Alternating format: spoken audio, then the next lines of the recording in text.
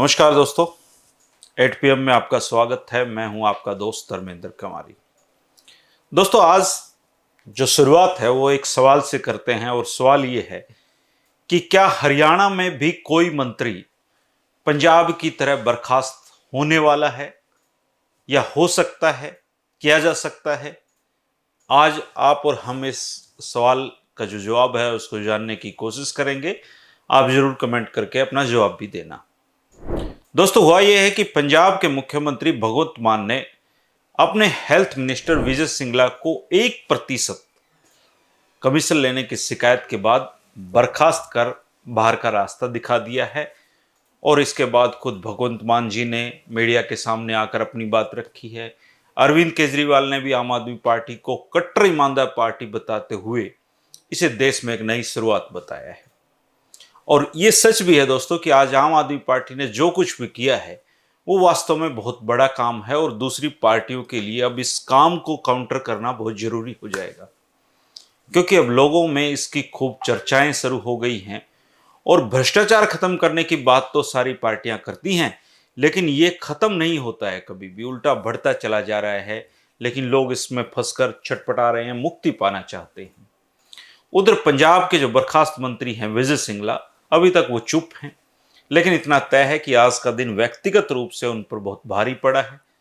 6.5 करोड़ की घोषित संपत्ति रखने वाले और मानसा से 63,000 से ज्यादा वोटों से जीतने वाले बीडीएस डिग्री धारक विजय सिंगला जी ने आज वो न केवल बेईमान घोषित हुए हैं, बल्कि जीवन भर उन्हें और उनकी संतानों को इस संताप से गुजरना होगा। राजनीतिक रूप से उनकी हत्या आज हो गई है, वहीं सामाजिक रूप से भी एक मृत्यु के समान है। और राजनीति भ्रष्ट है दोस्तों, हम सबको पता है, लेकिन इसका कलंक व्यक्तिगत रूप से लगना आज भी बुरा माना जाता है। लेकिन सबसे बड़ा सवाल यह है कि भारत की राजनीति में ये जो अलग तरह की शुरुआत करने का दावा अरविंद केजरीवाल कर रहे हैं, उसका असर दूसरी पार्टियों पर कितना पड़ेगा। क्या दूसरा कोई इस तरह की हिम्मत कर सकता है, क्योंकि इस तरह की कार्रवाई होने से छोटे भ्रष्टाचारियों के भी कलेजे हिलते हैं, सिस्टम हिलता है इससे। और रही बात पंजाब की, तो वहां जो कुछ भी होता है इसका असर हरियाणा पर जरूर पड़ता है। और अब ये बातें हरियाणा में शुरू हो गई हैं कि कभी भी मुख्यमंत्री मनोहर लाल खट्टर भी भ्रष्टाचार पर इसी तरह की सर्जिकल स्ट्राइक कर सकते हैं। और भगवंत मान ने जो माइलेज इससे आम आदमी पार्टी को दिलाई है, उसको हरियाणा में आने से इस एक कदम से रोका जा सकता है कि उससे बड़ा कदम यहां उठाया जाए। पंजाब में आम आदमी पार्टी की बम्पर जीत के बाद अब इस तरह के कदम उठाना सीधे सीधे हरियाणा को अपने प्रभाव में लेने वाले हैं। जहां आज भी देखो पंजाब के बर्खास्त मंत्री की चर्चा है, कहीं भी चले जाइए आपको यही चर्चाएं मिलेंगी आज। और कमीशन मंत्री के तौर पे हरियाणा में भी कई लोग अपनी पहचान बना चुके हैं।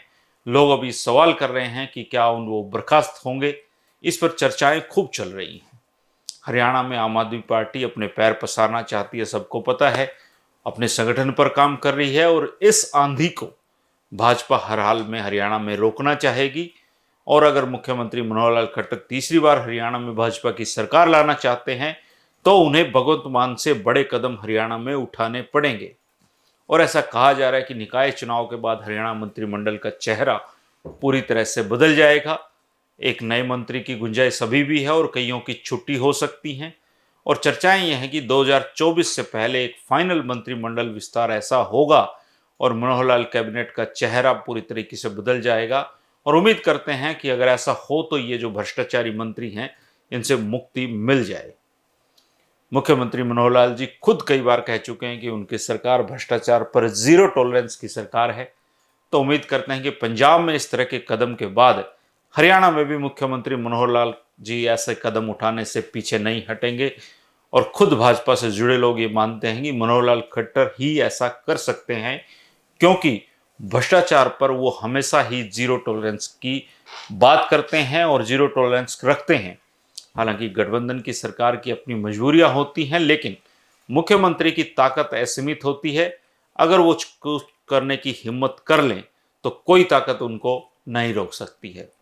पंजाब की घटना के बाद सोशल मीडिया पर इस तरह की बातें खूब हो रही हैं दोस्तों कि हरियाणा में भी क्या 15% तक कमीशन लेने वाले मंत्री के रूप में जो पहचान बना चुके हैं, लोगों पर तो चुटकुले बन गए हैं कि एक लाख जिम गया।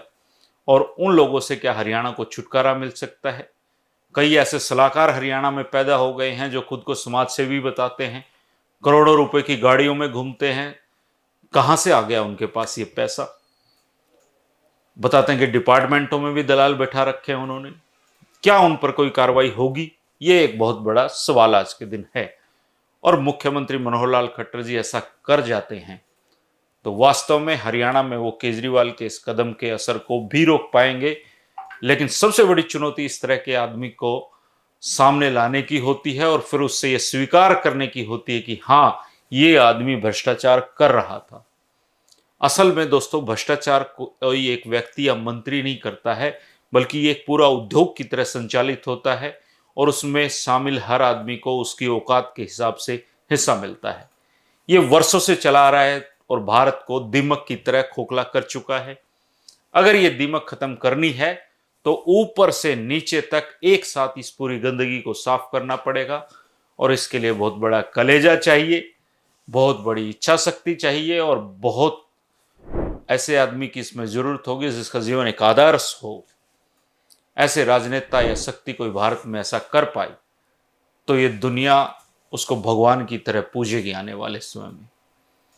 आप इस पर जरूर कमेंट करें दोस्तों कि क्या केजरीवाल के इस कदम से आप सहमत हैं? क्या मुख्यमंत्री मनोहर लाल खट्टर भी अपने सरकार में किसी भ्रष्टाचारी मंत्री को ढूंढकर बाहर का रास्ता दिखा सकते हैं या दिखा पाएंगे? और अगर ऐसा कर देते हैं तो हरियाणा में इसमें क्या बदलाव आएगा? आप अपनी प्रतिक्रिया जरूर दें दोस्तों। शुक्रिया, नमस्कार।